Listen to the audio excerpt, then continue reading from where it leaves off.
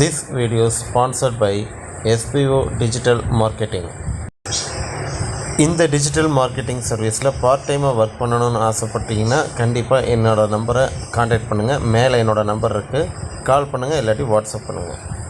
Skip பண்ணாதீங்க. பெரிய தப்பு. தினம் 300 ரூபாய் சம்பாதிக்க அரிய வாய்ப்பு. இன்ஸ்டாகிராம், ஃபேஸ்புக் பயன்படுத்த தெரிந்தால் போதும். Content post and content publishing மூலமா தினம் 300 ரூபாய் சம்பாதிக்கலாம். இந்த வேலை செய்ய 5 நிமிடம் போதும். Work training support, group communication support, all language customer live chat support, முக்கியமா சொந்தமா ஒரு பிசினஸ் ஸ்டார்ட் பண்ற அளவுக்கு உங்களால கற்றுக்கொள்ளவும் முடியும், சம்பாதிக்கவும் முடியும். இந்த வேலை வாய்ப்பு வழங்குவது 5 வருடத்திற்கு மேல ரன் ஆகிட்டு இருக்க நம்ம தமிழ்நாட்டு company school of business organisation private limited. மேலும் விவரங்களுக்கு டிஸ்கிரிப்ஷன்ல கொடுத்திருக்க நம்பருக்கு வாட்ஸ்அப் பண்ணுங்க.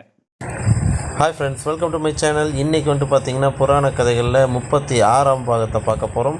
இதில் பார்த்தீங்கன்னா ராமருக்கும் சீதைக்கும் கல்யாணமானது, அந்த ஸ்டோரியை தான் பார்க்க போகிறோம். அதுக்கு முன்னாடி என்னோடய சேனலை சப்ஸ்கிரைப் பண்ணுங்கள், லைக் பண்ணுங்கள், ஷேர் பண்ணுங்கள், அண்ட் பெல் பட்டனை மறக்காமல் தட்டுங்க. அப்போ தான் நான் போடுற இந்த மாதிரி வீடியோஸ் எல்லாமே உங்களுக்கு உடனே வந்து சேரும். ஓகே, வாங்க வீடியோக்குள்ளே போகலாம். ஆக்சுவலாக ராமருக்கு கல்யாணம் ஆகுதுங்க. ராமருக்கும் சீதைக்கும் கல்யாணம் ஆகுது. அந்த காலத்தில் ஆண்மகன் அப்படின்னா அவரோட வீரத்தை பறைசாற்றணும். அப்போ தான் கல்யாணம் அப்படிங்கிறத செய்ய முடியும். ஸோ விஸ்வாமித்திரர் இவருக்கு திடீர்னு ஒரு இது தோணுது, ராமருக்கு கல்யாணம் பண்ணி வைக்கணும் அப்படிங்கிற ஒரு ஆசை வருது. ஸோ விஸ்வாமித்திரர் தசரதன்கிட்ட போய் கேட்குறாரு, நான் ஒரு யாகம் நடத்துகிறேன். அந்த யாகத்தில் தாடகை அப்படிங்கிற ஒரு அரக்கி என்னை ரொம்ப டிஸ்டர்ப் பண்ணிகிட்ருக்கா. அந்த யாகத்தை முழுமையாக்க முடியலை. ஸோ அதுக்கு நீங்கள் உதவ முடியுமா அப்படின்னு சொல்லி கேட்குறாங்க.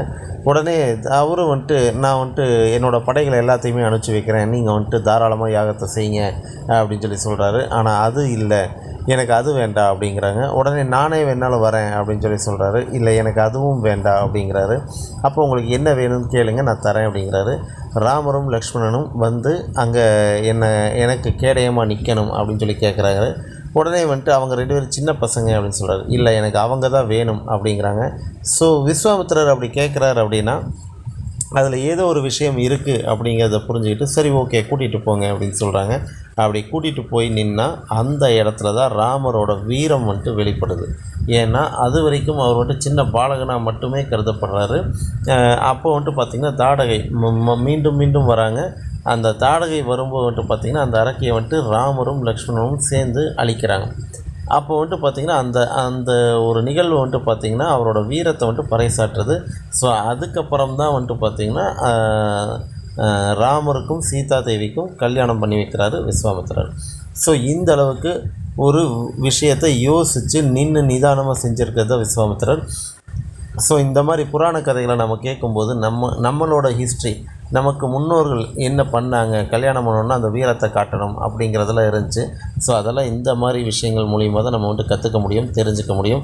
இந்த மாதிரி கதைகள் இன்னும் நிறைய நீங்கள் தெரிஞ்சுக்கணும்னு ஆசைப்பட்டீங்கன்னா கண்டிப்பாக என்னோடய சேனலை சப்ஸ்கிரைப் பண்ணுங்கள், லைக் பண்ணுங்கள், ஷேர் பண்ணுங்கள், அண்ட் பெல் பட்டனை மறக்காமல் தட்டுங்க. தேங்க்யூ.